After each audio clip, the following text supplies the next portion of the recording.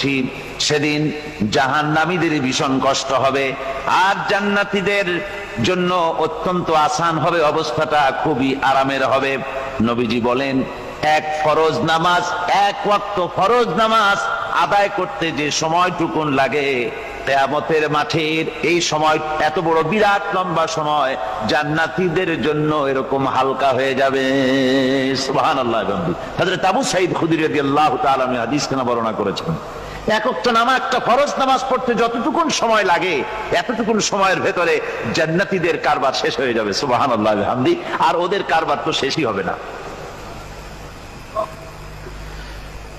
وَيَوْمَ تَشَقَّقُ السَّمَاءُ بِالْغَمَامِ وَنُزِّلَ الْمَلَائِكَةُ تَنزِيلًا। ওরা ফেরেশতা দেখতে চায়। সেদিন আসমান সমূহ